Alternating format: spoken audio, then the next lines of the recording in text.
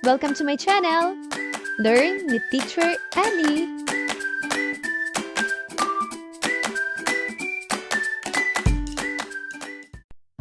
Filipino, Grade 2, 4th Periodical Examination Reviewer.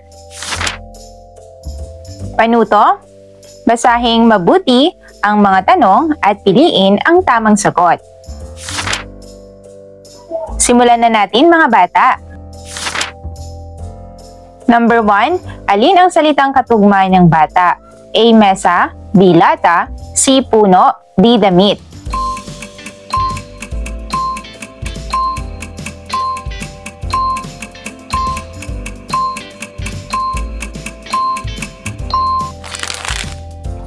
Ang tamang sagot ay letter B.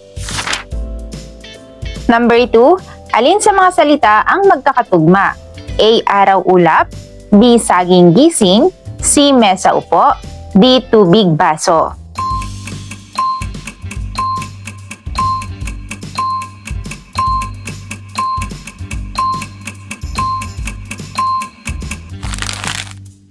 Ang tamang sagot ay letter B. Number 3, alin sa mga salita ang may diptongo? A. Bahay, B. Bata, C. Mesa, D. Puno.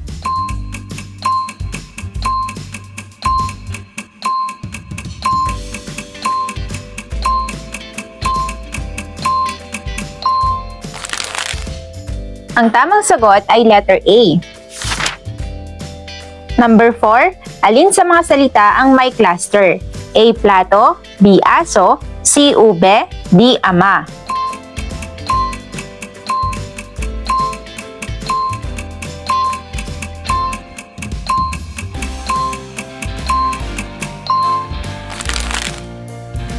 Ang tamang sagot ay letter A. Number 5, si Ana ay nagwawali sa kanilang blank. A. Paaralan, B. Bundok, C. Eroplano, o D. Barko.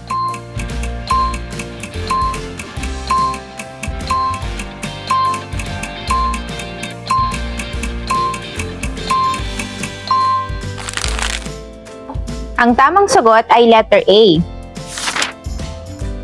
Number 6, alin ang salitang may kaugnayan sa kapaligiran?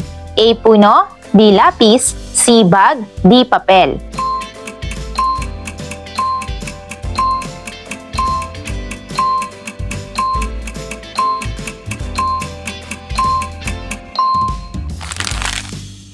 Ang tamang sagot ay letter A. Number 7, alin ang nagpapakita ng paggalang? A. Pagtulak sa kaklase, B. Pagmamano sa nakatatanda, C. Pagsigaw sa guro, o D. Pagtawa sa kaklase.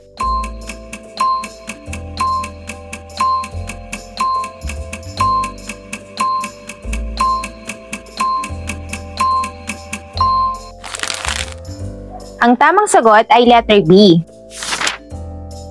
Number 8, nakakita ka ng basurang nakakalat sa silid-aralan. Ano ang dapat mong gawin? A. Itapon sa sahig, B. Iwanan lamang, C. Pulutin at itapon sa tamang basurahan, o D. Ipasa sa kaklase.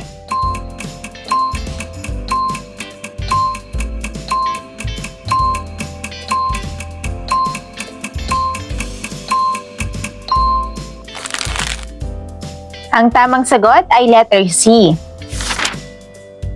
Number 9, si Lito ay tumatakbo papuntang paaralan. Ang salitang tumatakbo ay isang blank. A. Salitang kilos, B. Salitang naglalarawan, C. Pangalan, o D. Pantukoy.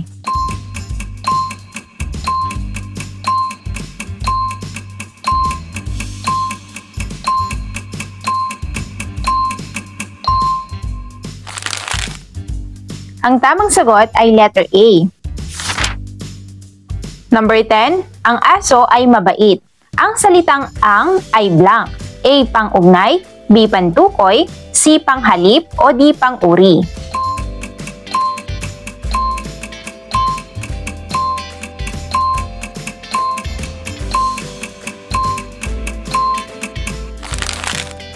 Ang tamang sagot ay letter B. 11, si Maria ay mabait. Ang salitang Maria ay tumutukoy sa blank. A. Hayop, B. Bagay, C. Tao, D. Lugar.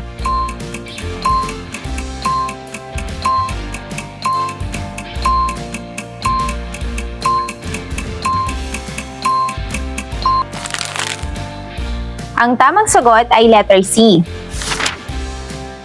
12. Ano ang kasalungat ng malungkot? A. Masaya, B. Galit, C. Pagod, D. Tahimik.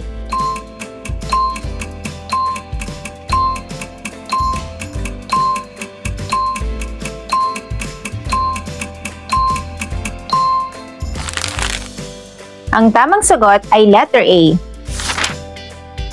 13. Ano ang kasing kahulugan ng mabilis? A. Matulin, B. Mabagal, C. Mahina, D. Maliit.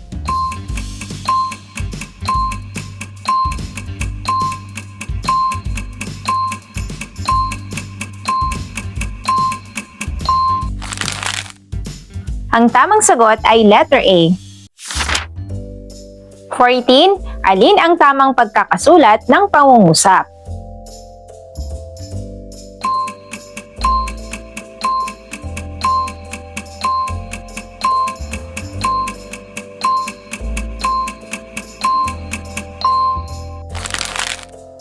Ang tamang sagot ay letter B. 15. Nasaan ang aking lapis? Ito ay isang blank. A. Patrol, B. Patanong, C. Padamdam, D. Pakiusap.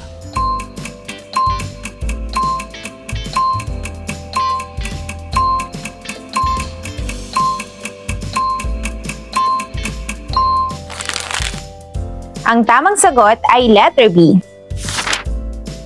16. Pakibigay ang libro. Ito ay isang blank. A. Patrol, B. Patanong, C. Pakiusap, D. Padamdam.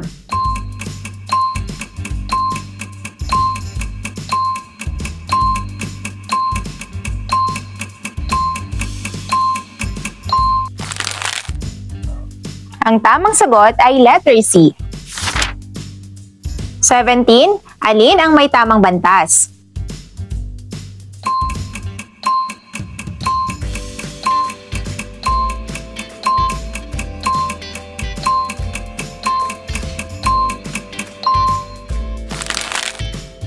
Ang tamang sagot ay letter B.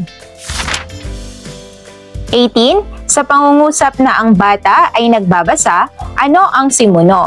A. Nagbabasa, B. Bata, C. Ang, D. Ay.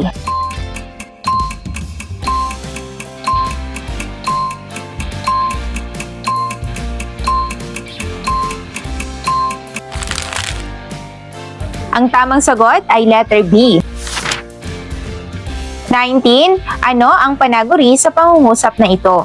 Si Carlo ay tumatakbo. A. Carlo, B. C ay tumatakbo, o D. Ay.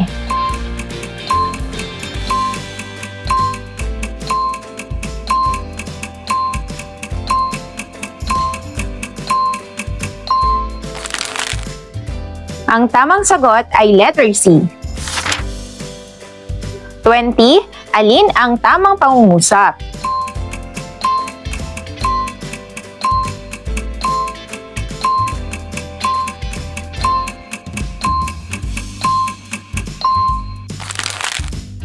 Ang tamang sagot ay letter B. 21. Nakabangga mo ang kaklase mo. Ano ang sasabihin mo? A. Salamat, B. Paalam, C. Pasensya na, o D. Kumain ka na.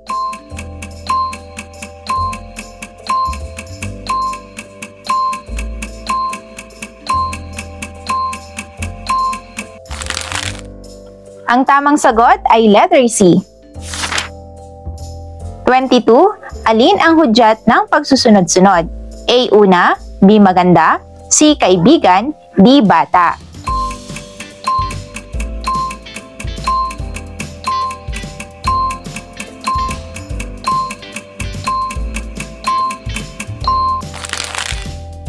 Ang tamang sagot ay letter A.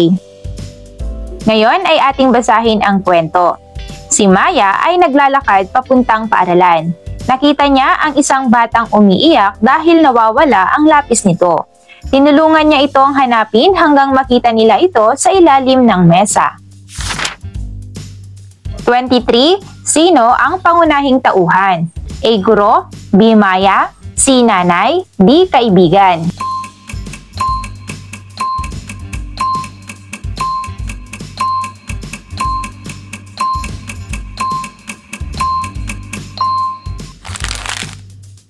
Ang tamang sagot ay letter B.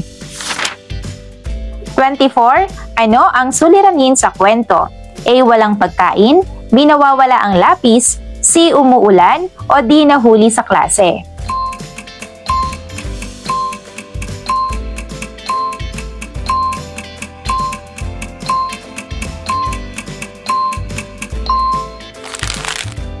Ang tamang sagot ay letter B.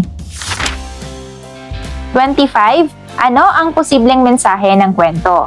A. Maglaro buong araw, B. Maging matulungin sa kapwa, C. Huwag pumasok sa paaralan, o D. Matulog sa klase.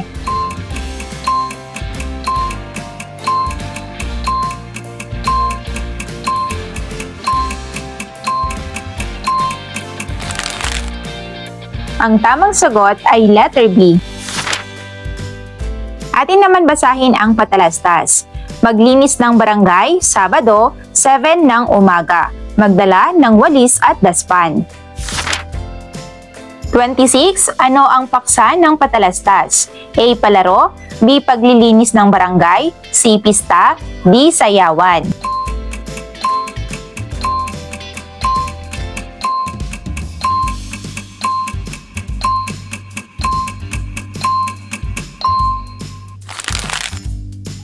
Ang tamang sagot ay letter B. 27. Kailan gagawin ang paglilinis? A. Linggo, B. Sabado ng umaga, C. Lunes ng gabi, o D. Martes ng hapon.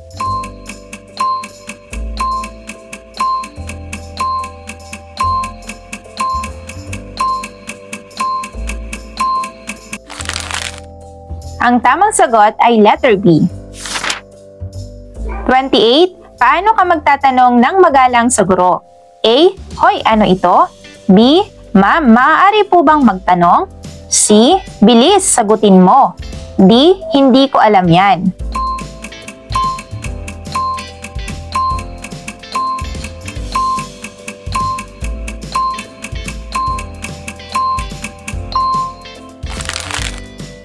Ang tamang sagot ay letter B.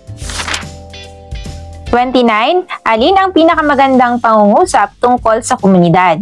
A. Marumi ang paligid, B. Nagtutulungan ang mga tao sa aming barangay, C. Ayoko sa kapitbahay, o D. Walang ginagawa ang lahat.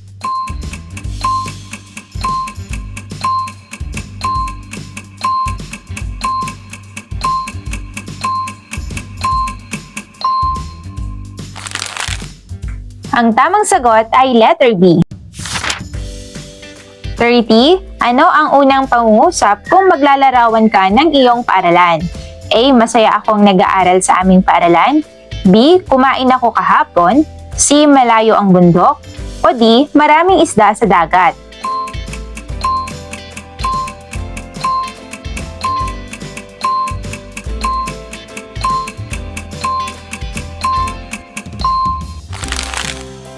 Ang tamang sagot ay letter A. Mahusay mga bata! Thank you for watching! Also, don't forget to like, share, subscribe, and click the notification bell for you to be updated on our latest videos. See you on our next lesson. Goodbye!